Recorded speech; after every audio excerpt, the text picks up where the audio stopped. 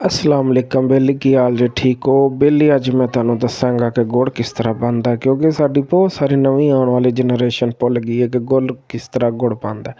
यह गुड़ बनया जनाब, इन्होंने पेसियां कही जांदियां ने। सामने पत्त तैयार हो रही है, जिहड़ी रोह है उन्होंने बाबे हुणे काढ़ के संघनी कर रहे हैं। संघनी करन दा मकसद ये हुंदा कि ताकि गुड़ दीयां पेसियां बनने वास्ते आसानी हो सके। जनाब यह जिहड़े गुड़ दीयां पेसियां बनियां ने ताज़ा तैयार होया और ठंडा होने वास्ते उन्होंने रखिया है। ते जनाबे वाली वो सामने वेलना लगा जिहदे बारे कहा सी फस गई जान शिकंजे अंदर, जै वेलने च गन्ना है वो वाला वेलना जे जनाब, जिहदे बारे में मुहम्मद बख्श साहब ने कहा रोज़ जिहड़ी वेल लो काली किस तरह की हुंदी है। गर्म करके जनाब ये उत्तों मैल लाई जाती है, जिद्दां विआह वाले दिन लाड़े के उत्तों मैल लाई जाती। मैल लथन तो बाद जनाब फाइनली जोड़ा वा गुड़ वास्ते बंदा एक छापर लैके आ गया कि चाचा मैनू थोड़ा जहा दें।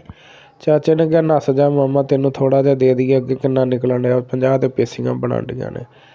यह जनाब वो चुंबा इनू कहते ने, जिहदे विच उहदी अग बल के सवाह बन गई, जिहड़ी हुंदी उहनू इधर खिंचिया जाता। यह वेलना जी ते जनाबे वाली इधरों दी अग डाह के ते इंज गर्म किया जाता जे, ताकि जिहड़ी है रोह जिहड़ी है तैयार हो सके गुड़ वास्ते।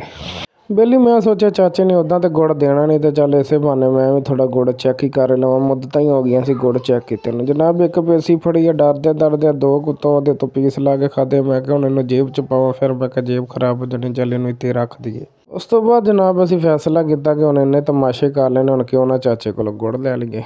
जनाब यह पत्त निकलन डई है, यह रोह जिहड़ी फाइनली तैयार हो जाती है, जिन्हों बड़े प्रोसैस तो गुजरन तो बाद ये इस स्टेज पर पहुँचती है। लो जी जनाब यह हुण गुड़ नूं इनू ठंडा करेंगे। मैं उत्थे वेख्या एकदम मैनूं याद आया कि गन्ने ते चीप भी ला ली। जनाब चीप लाई गन्ने